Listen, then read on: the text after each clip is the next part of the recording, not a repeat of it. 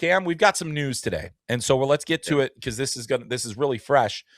So Canada made 3 cuts today, but one thing that I think was very important to note about Canada, they did not say that this is their final roster.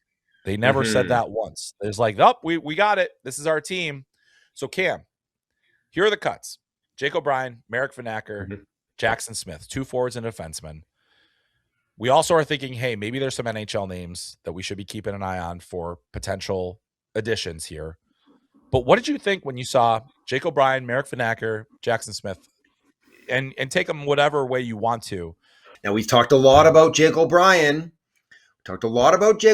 And, you know, I believe it was last week where I was thumping the table being like, he better be on this team. And then as we were talking about it more and more, being like, gosh, are we talking ourselves out of him being on this team?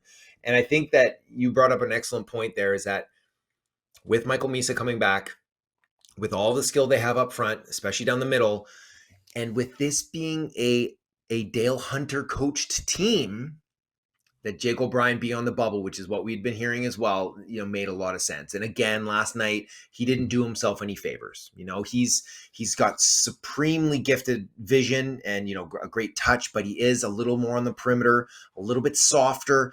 And so if he's not going to be one of your top 2 centers, where does he fit in the lineup? And then you have to look, is he our 13th guy? Is he that guy that we're having as a safety net? Or are we going to use a Caleb Desnoyers or a Braden Coots or a Cole Reshny in that spot? And obviously they decided to go with the more recent draft guys. Yeah, and I would say, you know, of the guys that you just mentioned, certainly O'Brien is the biggest surprise, top 10 draft pick, you know, but you and I were talking about, I always thought he was kind of on the periphery, a little bit more on the bubble because of Michael Misa's inclusion. And it's just like, again, it's hard to find fit at that point. There's a lot of guys, there's a lot of versions of the same player that do a few things here differently, like we talked about last week. And that's where it takes, you know, if Jake O'Brien is not going to be one of your top 2 centers, he's not your 4th line center. Maybe he's your 13th, but at that point, he's not playing a lot. If he's not on your power play, I'd rather have a 13th that has an option to be on the power play too. You know, you look at like Sam O'Reilly is going to be able to play a number of different roles. Caleb Desnoyers, a number of different roles. I think Jake O'Brien, it's one role.